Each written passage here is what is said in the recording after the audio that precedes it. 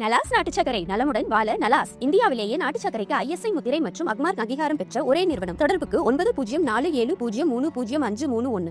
Success is obviously not an accident. Veranda IAS, where your dream becomes reality. டெல்லியில் மத்திய உள்துறை அமைச்சர் அமித்ஷா அவர்களை அமமுக பொதுச் செயலாளர் டிடிவி தினகரன் அவர்கள் சந்தித்து விட்டு வெளியில் செய்தியாளர் சந்திப்பு நடத்துகிறார். அதில் பீகாரில் எப்படி என்டிஏ வெற்றி பெற்றதோ அதே போல் தமிழ்நாட்டில் வெற்றி பெறுவதற்கான ஆலோசனைகளை அமித்ஷா வந்து எனக்கு வழங்கினார் அப்படிங்கிற ஒரு ஸ்டேட்மெண்ட்டை முன்வைத்திருக்கார். பீகார் அது என்ன பீகார் ஸ்ட்ராட்டஜி? உங்களுக்கு அப்படி புரிஞ்சார், எனக்கு அப்படி இது இல்லை. பட் ஆனால் இது ஜெயிக்கிறதுக்கான ஸ்ட்ராட்டஜி என்னென்னா, உடனே அங்கே கேள்வியும் கேட்கப்பட்டது, பீகார்னா அப்போ ஒரு வருஷத்தில் முதல்வரை மாற்றிடுவாங்களா அப்படின்னு. அதுக்கு டக்குன்னு கோவமானார் அப்படின்றத பார்த்தோம். ஏங்க நாங்கள் ஜெயிக்கிறத பற்றி பேசுகிறாங்கன்ற மாதிரி அவர் சொன்னார் அப்படின்றத பார்த்தோம். ஸோ பீகார் பாணி அப்படின்றது என்ன அப்படின்னா, அவர் ஏன் பீகார் பாணி அப்படின்னா, ஏன்னா அவரிடம் சொல்லப்பட்டதே பீகார் விஷயம்தான். 4 மாதம் முன்னாடி திரு RSS உடைய அருண்குமார் என்ன பேச்சுவார்த்தை நடத்தினார், பேர் சொல்லவே இல்லை யாரும். பட் ஆனால் நம்ம முதலே சொன்ன சாணக்கியால் RSSலேருந்து பேச்சுவார்த்தை நடத்தப்பட்டது டிடிவி தினகரன் அவர்களுடன், EPS அவர்களுடனும், JDU நிதிஷ்குமாருடனும், சிராக் பாஸ்வான் LJPயுடனும் என்ன சொல்லப்பட்டதோ அவர்களுடைய உதாரணம் வந்து இவர்களுக்கு காட்டப்பட்டது. நீங்கள் 2 பேரும் சேர்ந்தீங்கன்னா அவங்களுக்கு எப்படி ஒரு இது இருந்திருக்கு. இது வரைக்கும் பிஜேபி, JDU, LJP ஒரு சட்டமன்ற தேர்தலில் ஒன்றா போட்டிட்டதே கிடையாது. போட்டிட்டதன் விளைவு என்ன, எப்பேற்பட்ட ஒரு அபார வெற்றி, ஸ்வீப்பிங் வின் அப்படின்றத பார்த்தோம்.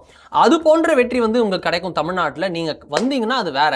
நீங்கள் 21, நீங்கள் 2, 23 அப்படின்னு நினைக்காதீங்க. நீங்கள் 21, இவங்க 2, 23 அப்படின்னா அது நீங்க சேர்ந்துட்டீங்க அப்படின்றது 26 மாறி போய் நிற்கும். ஒரு 3% பர்செப்ஷனுக்கே வரும். 2 பேர் அப்பா இவங்க சேர்ந்ததுக்காகவே நம்ம ஏதாவது ஒன்று பண்ணலாம் அப்படின்னு நினைப்பாங்க. ஸோ நீங்க வரணும் சேர்ந்து சொல்லி சொன்னாங்க. அந்த பீகார் பாணியை தான் சொல்றாரு. அமமுகவுக்கும் அதிமுகவுக்குமான கெமிஸ்ட்ரிக்கு அன்று பீகார் உதாரணம் காட்டப்பட்டது. என்டிஏல இன்னைக்கு இருக்கக்கூடிய எல்லா கட்சிகளுக்குமான ஒரு பரஸ்பர மரியாதை, ஒரு உறவு, அந்த க்ளோஸ்னஸை மெயின்டைன் பண்ணுன்றதுக்கு இன்னைக்கு இவர் வந்து பீகாரை உதாரணம் காட்டுகிறார். இவங்க எல்லாரும் சொல்லிட்டு இருந்த உச்சக்கட்ட கோவம், யார் வெளியேறுகிறார் அப்படின்ற மாதிரி இருந்த அந்த என்டிஏ கூட்டணி, அந்த என்டிஏ கூட்டணி இன்னைக்கு ஃபுல் ஃபிளெஜ்டா லூப்ன்றது ரொம்ப லிமிட் பண்ணி பர்ஃபெக்ட் வேக்ஷன் முடிஞ்ச அளவுக்கு ஒரு 70-80% வந்து ஒரு அலையன்ஸாக பர்ஃபெக்டாக இருக்காங்க. அவங்க ஃபயர் தான் இன்னும் பண்ணல, அம்யூனிஷன்ஸ்லாம் லோட் பண்ணி வச்சிருக்காங்களே தவிர இன்னும் ஃபயர் மட்டும் தான் பண்ணல. இன்னொரு பக்கம் பார்த்தோன்னா அம்யூனிஷனை வண்டியில் ஏற்றுறதுக்கே அவங்க ஒரு பக்கம் கஷ்டமாயிட்டு இருக்கு. இதுக்கும் செட்டில்டு போட் அப்படின்னு சொல்லப்பட்ட டிஎம்கே அலையன்ஸ் எப்படி போய் நிற்குதுன்றதை பார்க்குறோம். மன வலியோட நான் வந்து காண்டில் நான் வந்து உங்க கூட கூட்டணி நிற்கிறேங்க, காண்டில் உங்க கூட பார்ட்னர்ஷிப் நிற்கிறேன்னா, பார்ட்னர்ஷிப் எப்போ வேணா ரன் அவுட் ஆக்கி விடுவாங்க. எனக்கு பேட்ஸ்மேன் நான் ஸ்ட்ரைக்கர் பிடிக்கல, இல்லை ஸ்ட்ரைக்கர் பிடிக்கல, காண்டு என் தலைவிதி, நான் இவங்க கூட கூட்டணி வைக்கிறேன், வேற வழி இல்லை, பார்ட்னர்ஷிப் பேட்டிங்கில் நிற்கிறேன் அப்படின்னா ஒரு IPL சீசனால கிரிக்கெட்டிங் டேர்ம்ஸை சொல்கிறேன். நான் ஸ்ட்ரைக்கர் எப்போ வேணா, இல்லைங்க நான் திடீர்னு வந்துட்டேன், லைட்டாக கால் சுருக்கி வச்சு நின்றுட்டேன், ரன் அவுட் ஆயிக்கோங்க அப்படின்னு சொல்லி அவுட் ஆனால் ரன் அவுட் கூட பண்ணி விடலாம்ல. அது போல் அங்கே நடக்கலாம். பட் ஆனால் இங்கே அப்படி இல்லையே. நான் வந்து லகான் படம் மாதிரி இவங்க வந்து போயிட்டு இருக்காங்க அப்படின்ற பார்க்குறோம். உனக்கு நான், எனக்கு நீ, எனக்கு அவருக்கு அவரு அப்படின்ற மாதிரி ஒரு பார்ட்னர்ஷிப் பாட்டாக போயிட்டு இருக்கு. இவங்கெல்லாம் சீட்டுக்கும் ப்ராப்ளம் இல்லை. நமக்கு கிடைக்கக்கூடிய தகவல் என்னன்னா, சீட்ஸ்லாம் வந்து ஒரு அசம்ஷன்ல எல்லாம் ரெடி ஆயிட்டாங்க. இது அப்படின்னு. ஏடிஎம்கே கடந்த முறை போல் போட்டியிடாதுன்றது அவங்களுக்கு தெரியும். கடந்த முறை 188 சீட்ஸ்ல போட்டிட்டாங்க. இந்த முறை 188ல நிற்காதுன்றது அவர்களுக்கு தெரியும். பாஜக முன்பு போல் இல்லை, வளர்ந்திருக்கிறது. பாமக அவ்வளோ ஒன்றும் தேய்ந்து விடலை, நம்ம அவர்களுக்கு மொத்தமாக குறைத்து கொடுக்க. அமமுகன்ற புது வரவு வந்திருக்கிறது. அவர்கள் உங்களுடைய சீட்ஸ்லேயே லிட்டரல் ஒரு பட்டர்ஃப்ளை வெர்ஷனாக உங்களுடைய இந்த பாதி அதிமுக, அந்த பாதி அமமுகன்னு உங்களுடைய ஸ்பிளிண்டர் வெர்ஷன் புது கட்சியாக வந்திருக்கிறார்கள். உங்களுடைய முன்னாள் நண்பர்கள் அவங்கள ரிபல் ஒரு ஃபேக்ஷன் வந்திருக்கும், வெளியில போயிருக்கும். இப்போ புதிதாக அந்த வேக்யூம் ஃபில் ஆகி அதிமுக ஒரு தலைமை உருவாகி இருக்கும். அதே மாவட்டத்தில், அந்த மாவட்டத்தில் அமமுகவுக்கு சீட்டு தரணும். இது போன்ற விஷயங்கள் இருந்தாலும் they are settled enough. Tamil மாநில காங்கிரஸ்க்கு இவ்வளோ, அமமுகக்கு இவ்வளோ, அதில் எந்தெந்த தொகுதி அப்படின்ற வரைக்கும் போய் நிற்கிறாங்க. இன்னைக்கு அண்ணாமலை அவர்கள் 2 தொகுதின்னு யோசிச்சுட்டு இருக்காரா? 4-5 தொகுதி பரிசீலனை பண்ணிட்டு 2 தொகுதி சிங்காநல்லூரா கவுண்டம்பாளையமான்னு யோசிச்சுட்டு இருக்காரு. வானதி அவர்கள் வந்து கோவை வடக்கு அப்படின்னு யோசிச்சுட்டு இருக்காங்க. நயினார் அவர் வந்து சாத்தூர்ல டிடிவி அவர்களுடைய கட்சி அமமுகவும் ஸ்ட்ராங், ஏடிஎம்கேவும் ஸ்ட்ராங். பட் நயினார் அவர்கள் வர்றாரு. ஓகே, அப்ப திருநெல்வேலி யாரு? திருநெல்வேலியில் விஜயதரணி அவர்கள் நிற்க வைக்கலாமா, இல்ல கன்னியாகுமரிக்கு அவங்களை போக வைக்கலாமா? கன்னியாகுமரியில் எத்தனை சீட் நம்ம நிற்கிறது? தலவாய் சுந்தரம் இருக்கிற சீட் அங்கே இருக்கட்டுமா? MR காந்திக்கு திருப்பி சான்ஸ் கொடுக்குமா? ஏஜ் ஃபேக்டர் என்ன? ஈரோடுல மொடக்குறிச்சிக்கு என்ன ரிப்போர்ட்டு? ஹொசூர்ல தள்ளி நம்ம வாங்குவோமா? தள்ளி நம்ம வாங்கினோம்னா தமிழ் மாநில காங்கிரஸ் ஏதாவது அந்த சைடில் ஏதாவது கேட்பாங்களா, இல்லை பாமக ஏதாவது கேட்பாங்களா? இது போன்ற பல விஷயங்கள் இருக்கிறது. டி நகர் யாருக்கு? பிஜேபிக்கா? பிஜேபி என்னன்னா இப்போ சத்யா அவர்கள் டி நகர் சத்யாக்கு எங்கே கொடுப்போம்? அப்போ வேளச்சேரியா டி நகரா? 2த்துல 1 சொல்லுங்க, இல்லை 2மே வேணுமா? அப்போ மயிலாப்பூர் என்ன பண்றது? அப்போ உங்களுக்கு வந்து அண்ணா நகர் என்ன பண்றது அப்படின்னு எல்லா விஷயங்களும் அவங்க அடுத்த கட்டத்துக்கு யோசிச்சுட்டு இருக்காங்க. இப்போ ஃபைனல்ஸே ஒரு மீட்டிங் நடந்திருக்கு. இது 4 நாளுக்குள்ள சொல்யூஷன் வருது. அதாவது இவங்க எல்லாம் பின்னாடி பேசிட்டு டப்புன்னு வந்து லான்ச் பண்ற இடத்துல இருக்காங்க. இவங்கெல்லாம் வந்து பேசுறதே வெளியில தான் இருக்கு திமுக கூட்டணியில. ஸோ பீகார் மாடல் அப்படின்னு சொல்றது இவர் சொல்றது smooth way of executing things. அது ஸ்மூத் வே ஆஃப் எக்ஸிக்யூட்டிங் நடக்குதான்னு தெரியல. இவங்க பிளான் என்னமோ ஸ்மூத்தாக எக்ஸிக்யூட் பண்ண என்ன நடக்குதுன்றதையும் வரக்கூடிய நாட்களில் தான் பார்ப்போம். சார் திரு டிடிவி தினகரன் இன்னொரு கருத்தையும் குறிக்கிறார். என்டிஏ கூட்டணி முழுமையாகிவிட்டது, திருமதி சசிகலா அவர்களை கூட்டணியில் சேர்க்கும் என்ன இல்லைங்கிற ஸ்டேட்மெண்ட்டையும் முன்வைத்திருக்கிறார். ஆமாம், அவங்களை என்னவா சேர்ப்பாங்க, என்னன்னு சீட்டு கொடுப்பாங்க, அதெல்லாம் இருக்குல்ல. உங்களுக்கு அதிமுகவே 188லேருந்து 170 165 அந்த ரேஞ்சில் போட்டிடுவாங்கன்னா ஒரு கிட்டத்தட்ட 10-15 தொகுதி கம்மியாக போட்டிட போகிறாங்க அதிமுக. பிஜேபி அது வளர்ந்த விகிதம், அது வாங்கின சதவீதத்துக்கு ஏற்ப முறை போட்டிடுமானா இல்லை. அது வாங்கினது 11% லோக்சபாவில் வாங்கினது. சரி, சட்டமன்றத்துக்குன்னா அது 8% இருக்கும், திருப்பி பார்லிமெண்ட்டுக்குனா தான் அது 11 ஆகணும். ஓகே, 8%னாலும் 8%க்கான சீட்டு வாங்கியிருக்கா அதிமுக பார்லிமெண்ட்டில் வாங்கின சீட்ஸோடு கிடையாது. பட் ஆனால் அவங்க எல்லாருமே வேற வேற நோக்கங்களுக்காக இருக்காங்க. பிஜேபின்னு சொன்னால் எனக்கு நான் சீட்டை குறைச்சிக்கிறேன், ஆனால் நான் வின்னபிள் சீட்ஸை எங்களுக்கு கொடுங்க அப்படின்னு பிஜேபி கேட்குறாங்க. நான் 25 30 35 எனக்கு பிரச்சனை இல்லை. பட் நான் கொடுக்குற சீட் எனக்கு பேசி முடிச்சிட்டோன்னா நான் வந்து I am not aiming for 50 or 60, I am demanding this so and so X or Y or Z. But எனக்கு அந்த சீட்னா வின்னபிள் சீட் இவ்வளோ, அந்த சீட்ஸில் 60% வின்னபிள் இவ்வளோ அப்படின்னு அவங்க அடுத்த கணக்கு போயிட்டாங்க. இப்போ சசிகலா அவங்க பார்ட்டி உள்ளே வந்துச்சுன்னா அவங்கள அக்காமடேட் பண்ண திருப்பி எல்லாரும் குறைச்சிக்கணும். பிஜேபி 35 30 25 இல்லை 40 எது போட்டிட்டாலும், அதாவது எல்லா ஐஜேகேலேருந்து ஏசிஎஸ் அவர்லேருந்து எல்லாரும் 2 எல்லாரும் தாமரை சின்னத்தில் போட்டு நின்னாலோ, இல்லை அதிமுக வந்து புரட்சி பாரதம் புதிய தமிழகம் எல்லாத்தையும் வந்து இரட்டை இலையில் போட்டு நின்னாலோ அவங்க 2 பேருமே கம்மியாக தான் போட்டிட போகிறாங்க. அமமுக அவங்க வந்து 12வது வேணும் அப்படின்னு நினைக்கிறாரு. பட் 12 கிடைக்குமா, இல்லை 9 8 இல்லை 10 11 தெரியாது.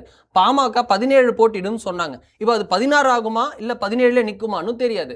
அப்போ வந்து தமிழ் மாநில காங்கிரஸ் 4 இல்லை 6 வேணுன்றாங்க. அது 3 2 தெரியாது, சைக்கிள் சின்னமான்னு தெரியாது. இப்போ சசிகலா அவர்கள் வந்தால் இது திருப்பி இன்னும் டேமேஜ் ஆகும். இதனால தான் விஜய் வந்தால் டோட்டலாக மாறும்னு சொன்னதே அதுதான். அது என்னவா வராங்கன்றது தான். விஜய் அவர்கள் வந்தாருன்னா 30-40 வந்தாருன்னா வேற கணக்கு, எல்லாரும் ஓகே நம்ம போட்டிடுறதெல்லாம் வின்னு. ஸோ எத்தனை எம்எல்ஏ வேணும்னு கேட்டால் அதுக்கேற்ற மாதிரி போட்டிட்டா போதும்னு கணக்கு பண்ணுவோம். பட் அவர் 90 வேணும்னு கேட்டார்னா அது எப்படிங்க பாசிபிள்ன்ற கேள்வி வரும். 80 வேணும்னா அது எப்படி பாசிபிள் அப்படின்னு வரும். இப்போ 80னா மீதி 140 மீதி 150 தான் இருக்குது. அதில் அதிமுக எத்தனை போட்டிடும், 150மே அதிமுக போட்டிடணும்னு நினைக்கும். அப்போ மித்தவங்களாம் எங்கே போகிறது, இது மாதிரி வரும்.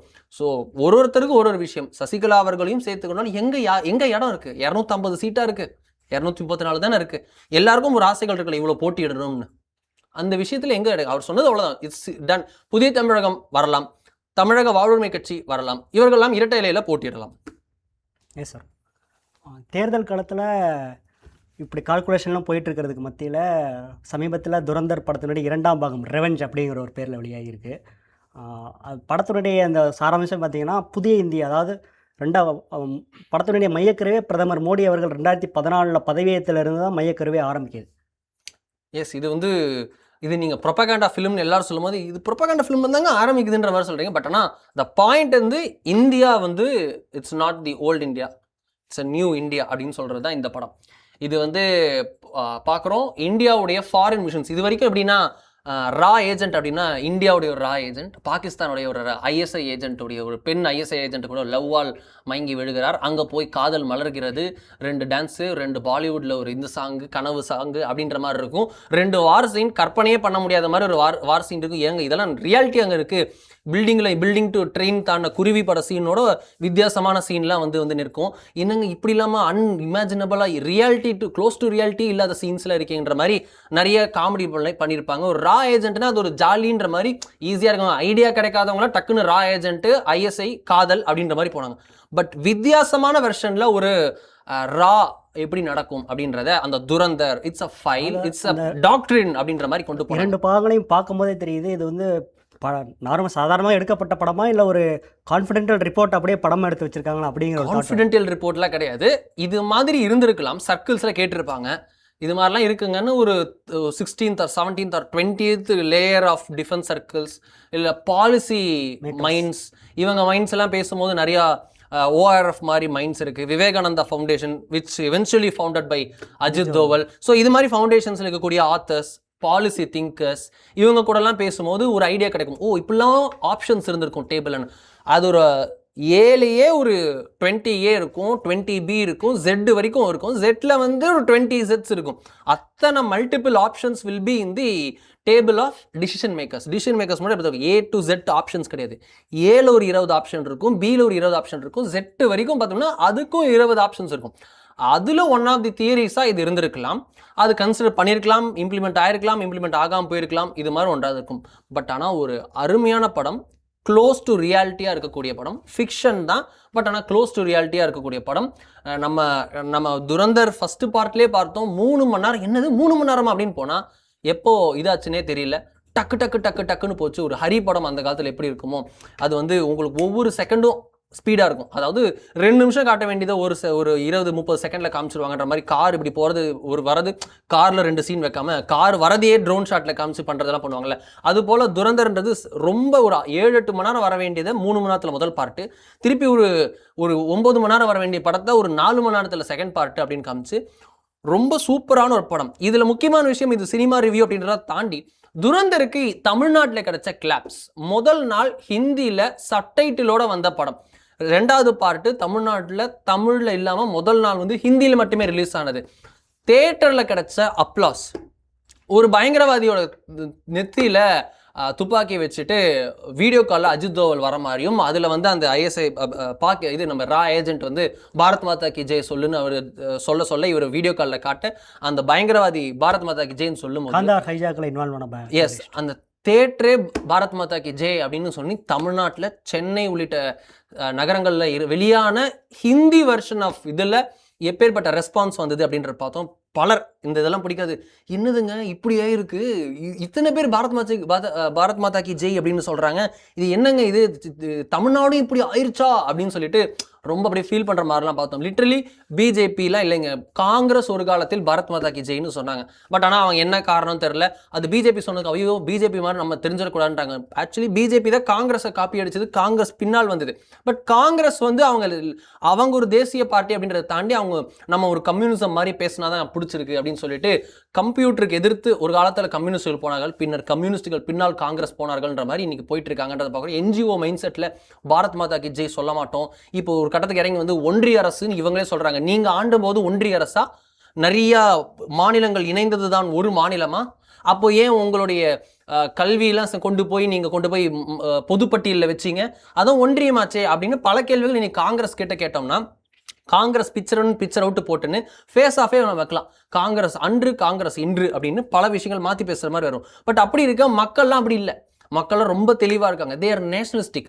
பிபின் ராவத் அவர்கள் உயிரிழந்த போது தமிழ்நாட்டில் எப்படி வந்தே மாதரம், எப்படி நம்ம வந்து ஜெய்ஹிந்த் பறந்தது அப்படின்றத பார்த்தோம். கோஷம் கோயம்புத்தூர்லேருந்து ஃபுல்லுமே உங்களுக்கு வந்து இருந்ததுன்றதை பார்த்தோம். வழிநெடுக அப்படி உங்களுக்கு வந்ததுன்றதை பார்க்குறோம்.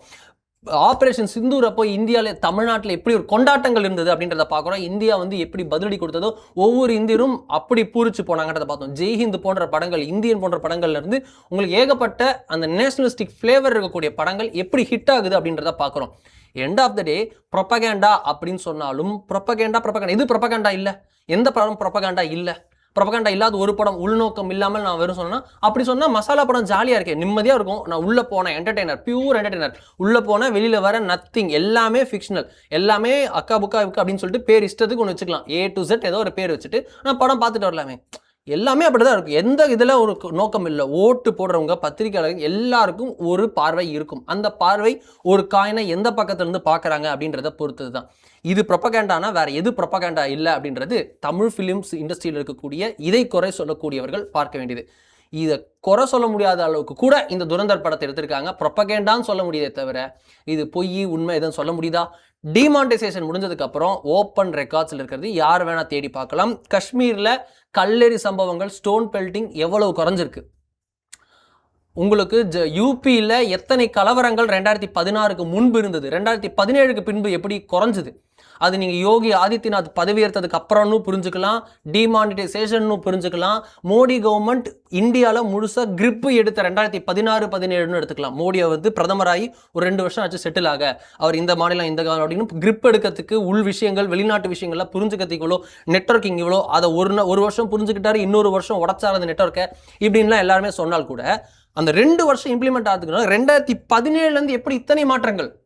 ஜிஎஸ்டின்னு ஒன்று வருது, டிமானிட்டைசேஷன் ஒன்று வருது. இது போன்ற விஷயங்கள் 2017 வருது. 2017 அப்படியே எடுத்துக்கோங்க. உங்களுக்கு வந்து அப்படியே total fall of terror incidents in India.